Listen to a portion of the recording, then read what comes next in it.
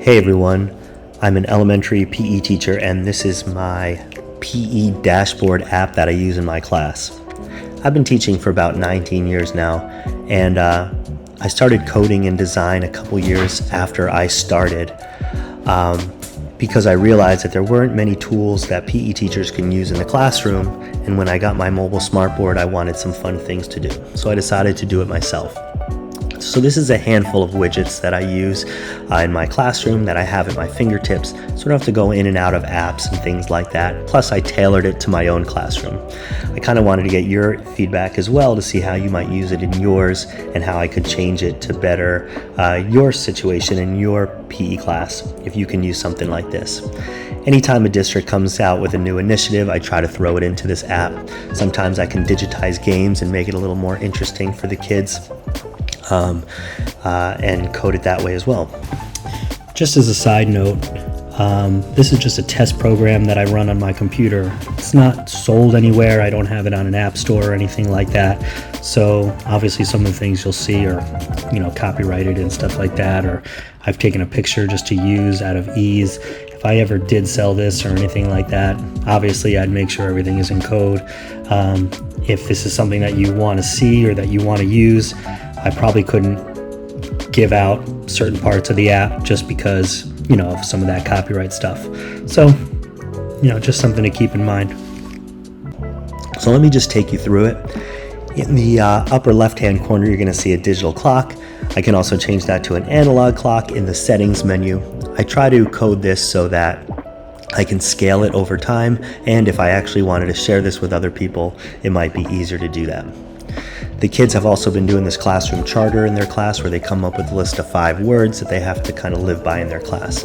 I do a teamwork charter as well for my 3rd and 4th grade classes. In the upper right hand corner, you're going to see my teacher selector. I have K through 4 in my classes, so when you click on a teacher, it populates the kids on the right hand side, and I break those kids up into 4 colors throughout the year for organizational purposes. This is my play of the day. Kind of gives an open-ended question for what the kids should be thinking about throughout the day, the skills that we're going to be working on, the agenda that we're going to be doing, so they don't have to come up to me every day and go, "What are we doing today?" And then I like to usually throw in a quote of the week.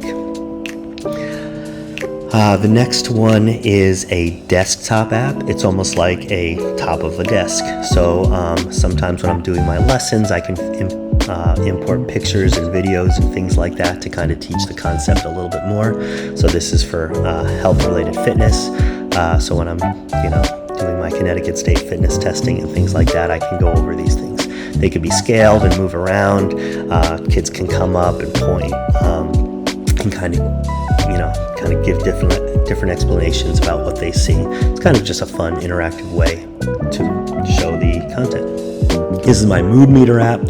We've been doing a lot with emotional intelligence, and when the district came up with this, I thought it might be fun. Kids can come up and click on the word that they feel throughout the game, or maybe before the game is going on. They can't double click on the word, but it'll kind of show them. And then if you go to the pie chart on the right hand side, it'll give you a snapshot of exactly how the kids are feeling. So obviously we want to see the kids in the yellow, but this is a great way to reflect after a game is done and talk about the words that they chose. Administration really ate this up. It was kind of cool. I did want to come up with a random team generator. That'll come next.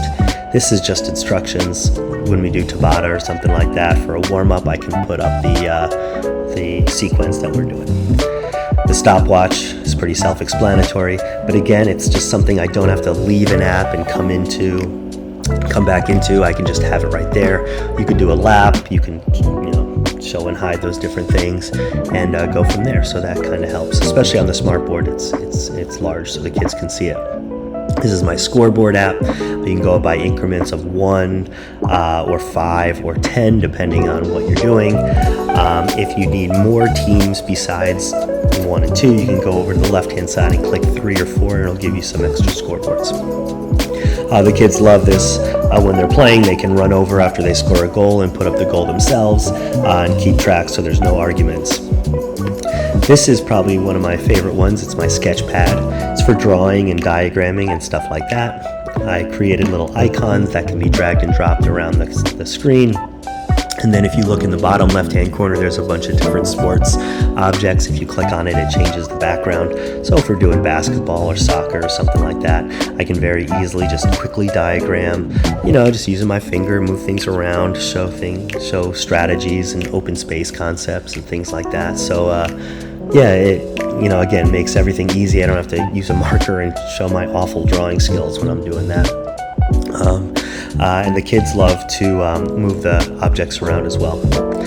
Some games I came up with that I digitized, and I can use these as stations sometimes when they're moving around. This is my handball station. The object is to throw the ball to the people in the blue pennies. The further they are away from the red penny, the more points they get.